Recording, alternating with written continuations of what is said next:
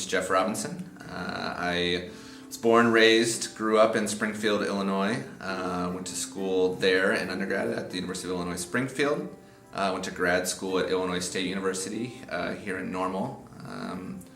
And I currently work at the University of Illinois Springfield, back where I grew up. I teach painting and drawing courses, and I also work as the director of the university's Visual Arts Gallery. So the show Warning Signs is something that came about that I've been thinking about a lot in terms of my recent transitions. I got married, and I now split my time between Springfield and Chicago. So I commute half the week. I'm living in one and then in the other. And so I'm constantly on the road, and I'm constantly seeing,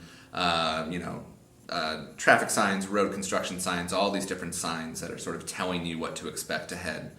And then thinking about that, and almost in a prophetic way or something, thinking about warning signs also as in other associations as a sort of prophetic thing to watch out for this thing that's coming up.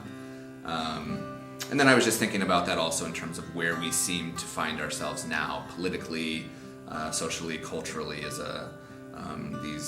where we're finding ourselves, where we thought maybe we had advanced to a point, maybe now we're questioning that, or there's this back and forth. And so I tend to work by trying to pare down symbols and languages to use really iconic and easily understood references, whether it's, in this case, a parking block is a parking block, or these really strong and easily read visual cues, that through some sort of alteration or manipulation of them, or a different way that they're being presented, kind of steers how they function. And that's happened more recently with images too. And so there's some imagery in the show that does that. That's sort of images within a sort of sculptural or dimensional object. Two pieces in the show that are both shaped like, they're like the standard sort of diamond-shaped sign, but and they're in that orientation. And one is placed on a wall, but it's placed in such a way, and it's oriented in such a way, hanging from the wall, where its back is turned to us. So we don't get to see the sign, right? It's we don't get to see what is on the sign, or if there is something on the sign. And then there's another that's a freestanding sign on the A-frame, like those temporary ones that they bring out when there's road construction or something. But it has one of those. I don't know if you've ever been on the road and seen if there's a speed sign that says warning, speed reduced, but then it's not the case, and so they block it out temporarily.